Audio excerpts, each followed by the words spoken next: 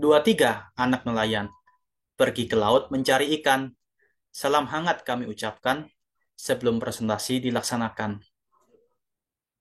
Assalamualaikum warahmatullahi wabarakatuh.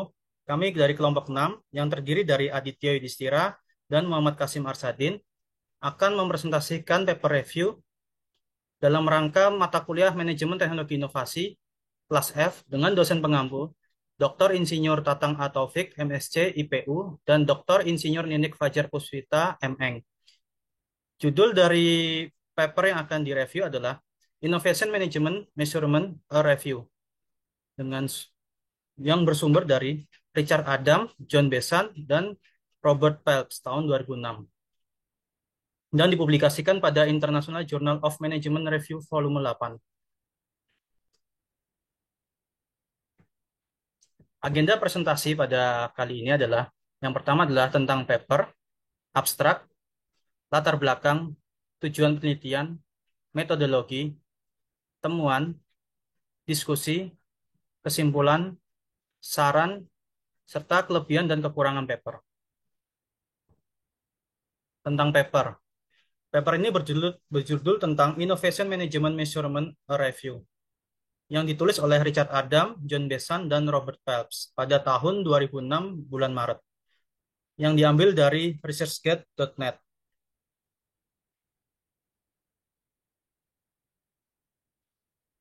Abstrak pada jurnal ini yaitu isinya berisi mengenai pengukuran proses inovasi itu adalah hal yang sangat penting bagi praktisi dan akademisi.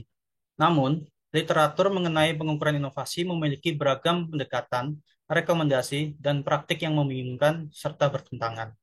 Oleh karena itu, para peneliti yang dalam paper ini melakukan penelitian yang bertujuan untuk menyediakan kerangka kerja holistik yang meliputi berbagai aktivitas yang diperlukan untuk mengubah ide menjadi produk yang bermanfaat dan dapat dipasarkan.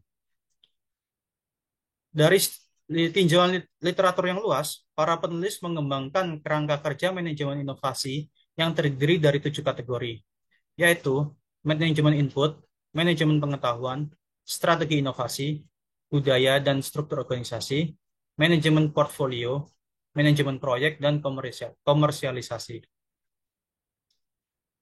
Dari penelitian yang dilakukan ini, didapat dua kontribusi penting.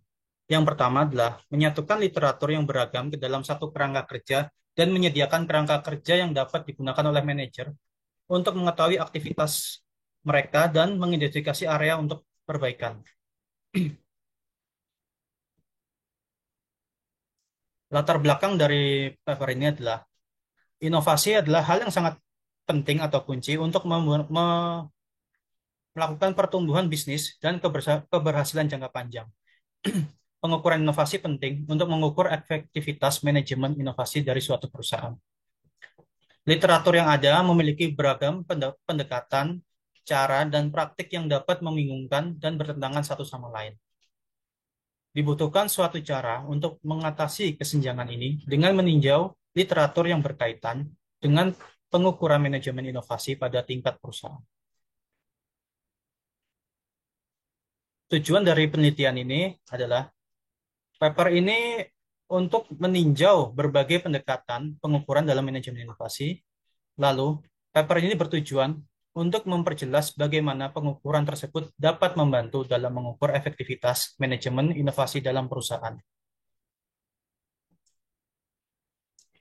Metodologi yang digunakan dalam paper ini, yaitu pertama adalah menggunakan studi literatur sebagai metode penelitian, lalu data dikumpulkan dari berbagai sumber seperti jurnal akademik, buku, dan publikasi online. Kemudian data dianalisis untuk diidentifikasi dengan berbagai pendekatan pengukuran dalam manajemen inovasi. Hasil analisis digunakan untuk membuat temuan, diskusi, kesimpulan, dan saran dalam paper ini.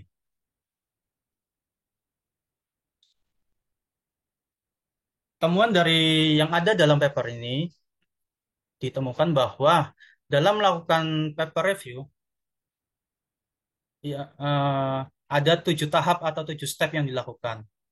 Yang pertama adalah membentuk tim tinjauan dan menentukan ruang lingkup dan sifat pertanyaan, dan string pencariannya. Step kedua adalah melakukan investigasi Delphi.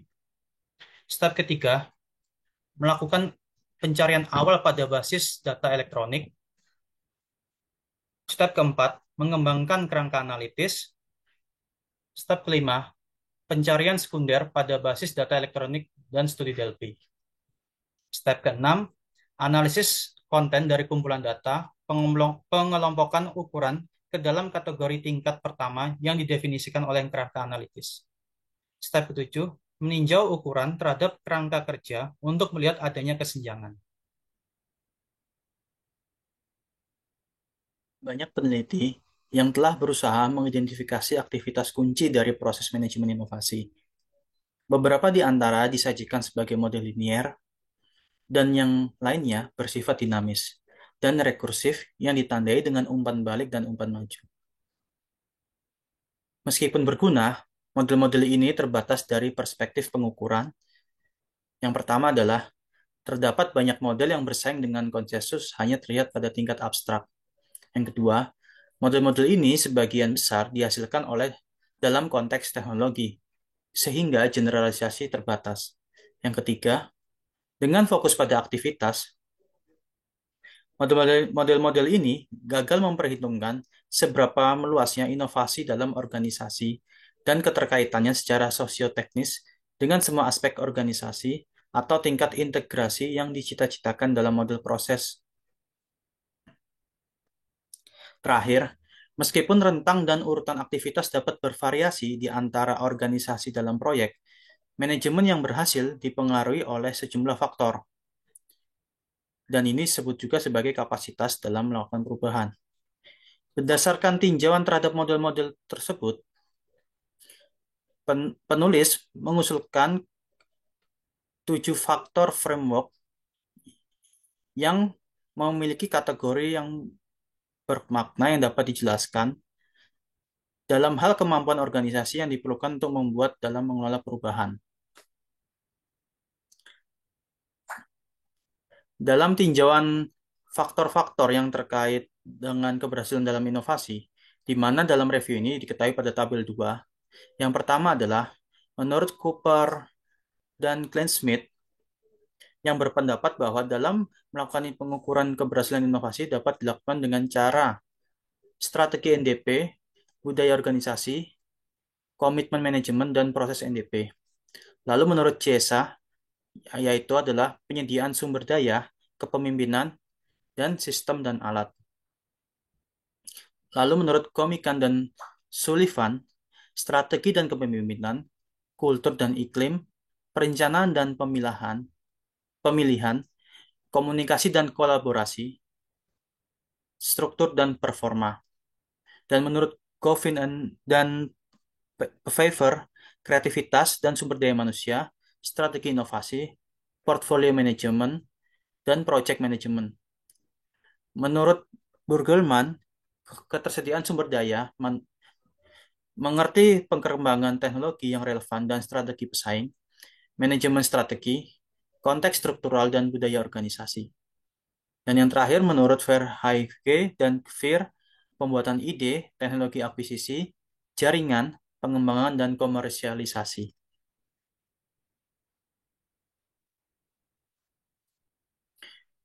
Meskipun terdapat kesamaan pada beberapa area antara model-model manajemen inovasi ini, tidak ada satupun model yang mencakup setiap faktor framework. Hal ini menunjukkan kebutuhan akan kerangka kerja sintetik dan integratif untuk meningkatkan komparabilitas dan memungkinkan penelitian di masa depan untuk membangun hasil yang ditemukan dalam studi sebelumnya.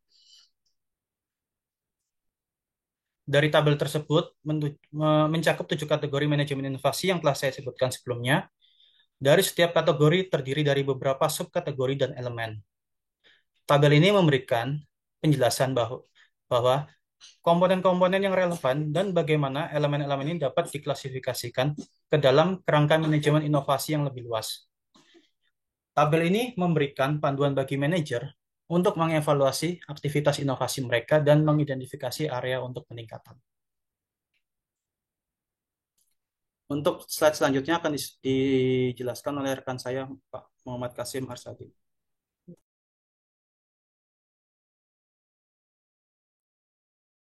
Baik, terima kasih Mas Adit. Saya akan lanjutkan. Berikutnya ada Innovation Management Measurement Area, di mana hal ini mencakup area-area pengukuran manajemen inovasi yang terbagi ke dalam 7 framework, yaitu input, manajemen pengetahuan, strategi inovasi, operasi, organisasi dan kultur, manajemen portofolio, manajemen proyek, dan juga komersialisasi yang telah dijelaskan sama Mas Adit sebelumnya.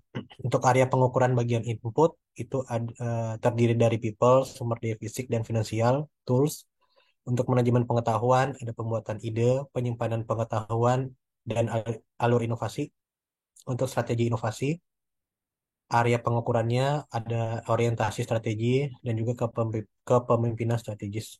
Untuk organisasi dan kultur terbagi dari dua, yaitu kultur dan struktur. Untuk manajemen portofolio ada optimasi dari penggunaan tools. Untuk manajemen proyek ada efisiensi proyek, tools, komunikasi, dan juga kolaborasi. Untuk komersialisasi, area pengukurannya ada riset pasar, uji coba pasar, marketing, dan juga sales.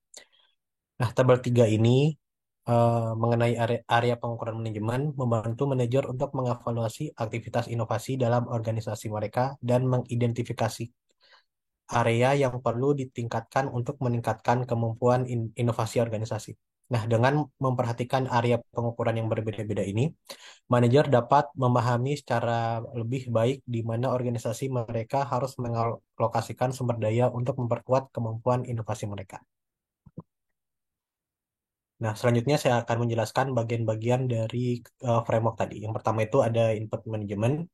Itu berkaitan dengan sumber daya kegiatan inovasi dan termasuk faktor-faktornya, mulai dari keuangan, manusia, dan sumber daya fisik untuk menghasilkan ide-ide baru. Untuk knowledge management, itu berkaitan dengan perolehan dan pengkomunikasian ide dan informasi yang mendasari kompetensi inovasi. Dan termasuk generasi ide, kapasitas absorptif, dan juga networking. Untuk innovation strategy, itu umumnya dipahami untuk menggambarkan suatu postur inovasi perusahaan dengan memperhatikan lingkungan kompetitif dalam hal produk baru dan rencana pengembangan pasar. Untuk organization and culture, itu berkaitan dengan cara staff dikelompokkan sesuai dengan budaya kerja mereka. Untuk portofolio manajemen itu berfokus pada pembuatan pilihan strategis, teknologi dan sumber daya yang mengatur pemilihan proyek dan masa depan bentuk organisasi. Untuk project management itu berkaitan dengan proses yang mengubah input menjadi marketable innovation. Dan yang terakhir nih untuk commercialization itu berkaitan dengan pembuatan proses inovatif atau produk komersial yang sukses. Nah, itu termasuk masalah-masalah seperti pasar penjualan, distribusi, dan usaha patungan. Nah, dari paper tadi kita mendapat beberapa diskusi nih. Yang pertama itu pengukuran manajemen inovasi adalah disiplin kritikal baik pada dunia akademik maupun praktisi. Pengukuran dalam manajemen inovasi sangat penting untuk memastikan bahwa inovasi yang dihasilkan memiliki dampak positif dan berkelanjutan pada internal perusahaan maupun target market. Banyak perusahaan yang tidak memperhitungkan pengukuran manajemen inovasinya. Beberapa kemungkinan alasannya yaitu kegagalan dari akademisi untuk mengkomunikasikan teorinya kepada pihak praktisi, inkonsistensi, dan tidak dapat mengakses pengukuran, kompleksitas pengukuran, dan sintetis literatur yang buruk. Dilihat dari pengelolaannya, tidak lagi cukup untuk memperlakukan inovasi sebagai suatu proses yang linear. Nah, di mana sumber daya disalurkan ke satu sisi di mana munculnya produk dan proses baru. Paper ini mengusulkan 7 dimensi konseptual fenomena manajemen inovasi dan dapat diaplikasikan pada pengujian masalah pengukuran manajemen inovasi yang telah disebutkan pada sebelumnya. Dengan adanya framework itu, praktisi dapat melakukan evaluasi kegiatan manajemen inovasi perusahaan, mengidentifikasikan kesenjangan, kelemahan, atau kekurangan dan potensi pengembangan. Nah, terdapat 2 gaps nih, yaitu validity gaps dan juga omission gaps antara framework pengukuran yang seimbang dan praktek pada perusahaan yang saat ini. Nah, validity gaps ini muncul di mana tidak ada cukup bukti yang mendukung langkah-langkah yang diajukan benar-benar sesuai dengan output inovasi. Adapun untuk omission gaps itu terjadi di mana pentingnya aspek manajemen inovasi didukung dalam literatur, tetapi langkah-langkah untuk itu aspeknya kurang. Omission gap khususnya sangat lazim dalam unsur-unsur inovasi manajemen seperti manajemen pengetahuan, strategi inovasi, dan juga komersialisasi. Nah, kesimpulan dari paper ini, pengukuran dalam manajemen inovasi sangat penting untuk memastikan efektivitas manajemen inovasi dalam perusahaan. Berbagai pendekatan pengukuran dalam manajemen inovasi dapat digunakan termasuk pengukuran input, pengukuran proses, pengukuran output, dan pengukuran dampak inovasi. Penting bagi perusahaan untuk mempertimbangkan pengukuran dalam manajemen inovasi mereka untuk memastikan inovasi yang dihasilkan berdampak positif dan berkelanjutan pada perusahaan. Nah, penelitian ini memberikan wawasan tentang pentingnya pengukuran dan manajemen inovasi dan memberikan panduan tentang cara terbaik untuk mengukur efektivitas manajemen inovasi dan perusahaan. Seperti yang kita telah sebutkan di awal, eh, terdapat 7 framework nih, yaitu input, knowledge management, innovation strategy, organization and culture, portfolio management, project management, dan juga commercialization.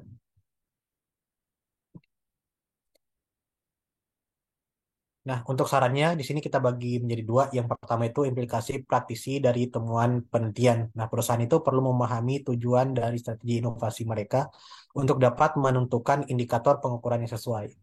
Kemudian perusahaan itu perlu memilih metode pengukuran yang paling sesuai dengan tujuan inovasi mereka, misalnya menggunakan pendekatan input, proses, output, atau dampak inovasi.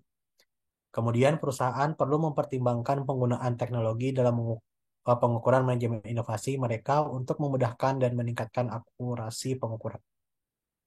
Kemudian perusahaan perlu memperbarui dan mengevaluasi sistem pengukuran mereka secara berkala untuk memastikan bahwa pengukuran yang dilakukan tetap relevan dan efektif dalam mengukur efektivitas manajemen inovasi. Nah, kemudian saran untuk penelitian selanjutnya. Penelitian lebih lanjut dapat dilakukan untuk mengevaluasi pengaruh penggunaan teknologi dalam pengukuran manajemen inovasi. Kemudian perlu dilakukan penelitian tentang bagaimana pengukuran manajemen inovasi dapat dikaitkan dengan kinerja bisnis, termasuk pertumbuhan, pendapatan, dan profitabilitas. Kemudian dalam mengembangkan sistem pengukuran dalam manajemen inovasi, perlu dilakukan penelitian lebih lanjut tentang pengukuran dampak inovasi jangka panjang per perusahaan. Kemudian penelitian selanjutnya dapat mempertimbangkan konteks industri dan geografis yang berbeda dalam menganalisis efektivitas pengukuran manajemen inovasi. Adapun kelebihan dan kekurangan paper, untuk kelebihannya, paper ini memberikan tinjauan yang sistematis dan terstruktur tentang pengukuran dalam manajemen inovasi. Penulis menggunakan pendekatan yang komprehensif dan mempertimbangkan berbagai aspek pengukuran inovasi dari berbagai sudut pandang. Kemudian paper ini memberikan panduan yang bermanfaat bagi manajer dan praktisi dalam mengembangkan dan mengukur efektivitas manajemen inovasi. Adapun kekurangannya, itu terdapat beberapa studi yang lebih baru yang tidak dibahas pada paper ini. Kemudian beberapa elemen penting seperti risiko dan pengaruh budaya dalam pengukuran inovasi tidak dibahas secara rinci. Nah, terima kasih. Mungkin itu saja dari kami, Bapak Ibu.